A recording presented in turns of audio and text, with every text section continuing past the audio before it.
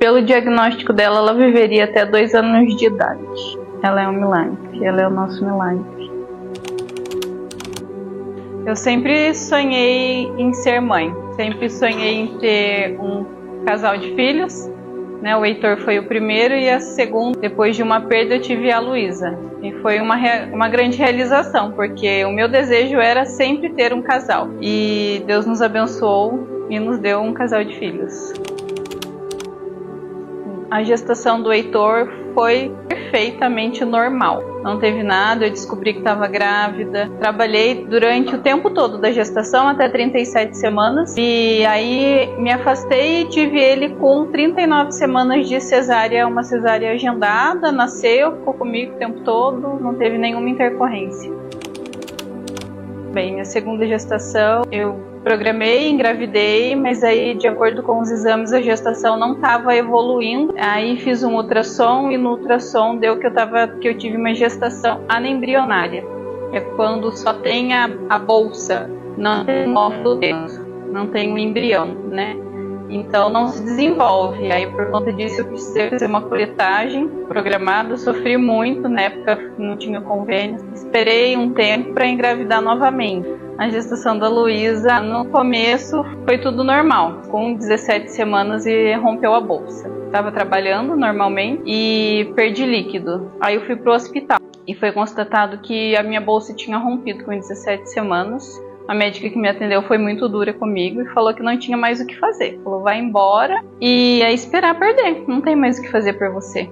Me chocou muito porque, né, sempre desejei e sonhei em ter uma menina. E foi muito difícil para mim aquela notícia. Eu fui embora e a partir daí eu comecei o repouso absoluto. 17 até as 37 semanas. 20 semanas. Começou em agosto e terminou em janeiro. Tudo em repouso no meu quarto. Não podia levantar para nada. Então eu fazia repouso absoluto para perder o menos líquido possível, para que a Luísa se desenvolvesse mais dentro da normalidade. Perdi as contas de quantas vezes eu fui para o hospital, diversas vezes internado para fazer medicação e exames, né? E no fim das contas ela nasceu de 39 semanas. No exame após o nascimento foi tudo normal, Apgar normal.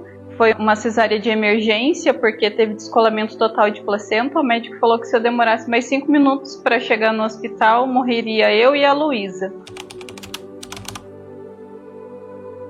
Quando rompeu a bolsa, no ultrassom de 17 semanas, apareceu que ela tinha uma dilatação no cérebro. Mas até então, poderia não afetar nada de como ela seria quando crescesse. O médico falou pra mim, tem adulto, gente grande que nasce, morre, nunca soube que teve, se desenvolve perfeitamente. Cheguei a fazer uma ressonância grávida, mostrou sim que ela teria malformação cerebral, mas em nenhum momento na minha vida, nessa gestação inteira, eu pensei em abortar ou parar a gestação por ali.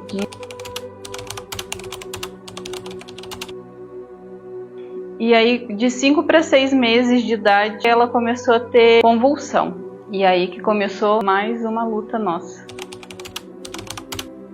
O diagnóstico era muito ruim, das possibilidades que me mostraram. O índice de vida era muito ruim, o desenvolvimento também seria muito prejudicado. Então eu procurava pesquisar o menos possível. Eu olhava uma vez e buscava a me aprofundar no assunto, porque eu sempre criei que por mais que o diagnóstico, o CID, a malformação me mostrasse um diagnóstico, uma maneira que ela sobreviveria, eu sempre vi que Deus poderia fazer diferente. Não é porque um laudo médico está me falando aquilo que ela vai viver naquela condição ou que ela viverá somente tantos anos de vida, né? Porque para Deus nada é impossível, né? Então, fácil não é, né? Porque eu queria ver ela crescendo, se desenvolvendo, correndo, não necessitando de uma máquina para sobreviver. Mas a gente sempre fez e faz e fará de tudo para que ela tenha uma vida alegre,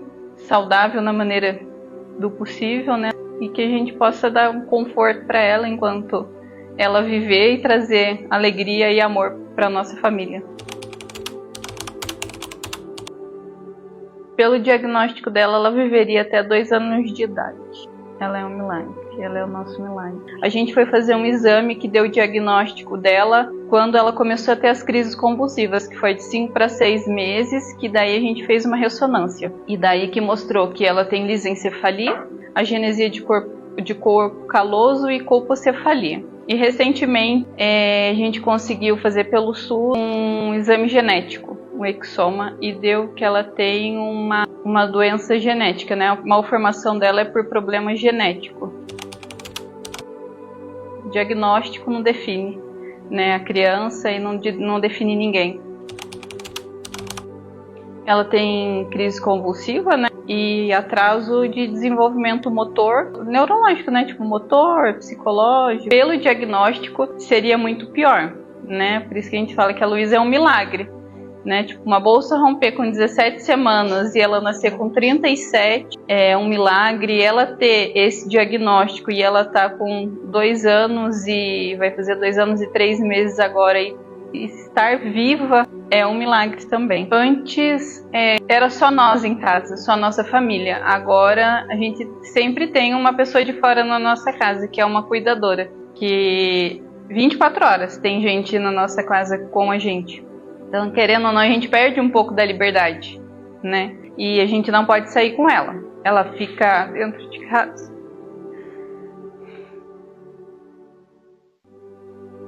Não podemos viajar, ter uma vida normal com ela. Ir no shopping, ir num parque. A gente tenta algumas vezes levar ela, mas infelizmente não é comum na nossa família fazer uma compra em família e viajar. Depois que ela começou a ter isso, a gente nunca mais pôde viajar juntos. Minha vida inteira mudou. Meus planos mudaram, porque agora eu tenho uma criança que depende totalmente de nós, né? E que todas as crianças dependem da mãe, mas a gente não consegue ter uma vida normal com ela. A gente tem um impeditivo, né? Que é a questão da ventilação mecânica e do oxigênio. Eu acho que foi em março que ela se internou e saiu com a traque. Foi em março, no dia do meu aniversário, ela internou e nesse internamento nós ficamos 2 meses internados com ela, usando o VNI, e aí os médicos disseram que não tinha mais o que fazer, que ela não conseguiria respirar, tipo, com o catéter como era, né? E daí fizeram a traque. E a gente fica preocupados em sair e deixar ela, porque tanto eu quanto ele, a gente consegue manejar muito bem ela. Já teve casos da Luísa ter uma parada cardíaca na minha casa e eu ter que reanimar ela. Tanto já aconteceu comigo, já aconteceu com o Robson também. E o Heitor uma vez já presenciou isso também, né? Deus, se não fosse ele, acho que a gente não teria sobrevivido a isso tudo. A gente já estava enlouquecidos. Deus, a fé nele, a gente crê que a nossa força vem dele, né? E a gente crê que que tem alguém que possa fazer alguma coisa pela Luísa, é ele. Deixo na maternidade como altos e baixos, assim. Precisa ter força, né? Acho que uma mulher, para ser mãe, ela tem que morrer para si mesma, né? Se abdicar de muitas coisas, tendo um filho atípico ou não, mas estar preparado também para viver o maior amor do mundo, né? A Luísa, por mais que ela não fale com a boca, ela tem a maneira dela de se comunicar. Ela sabe pedir um colo, ela sabe a hora que eu pego ela no colo, ela tem um jeitinho dela de expressar o amor dela, e o Heitor também. Então está preparado para muita canseira, mas em vista a receber amor em dobro. O Senhor levar ela, eu tenho a certeza de que ela recebeu o maior amor do mundo através de nós. Porque ela foi muito amada, muito bem cuidada, mas eu não creio nisso. Não é nisso que eu me apego. Creio que quem define isso é o Senhor. Quem sabe o dia E a hora dela é Deus, assim como todos nós, né? Ele é o dono do tempo, de todas as coisas.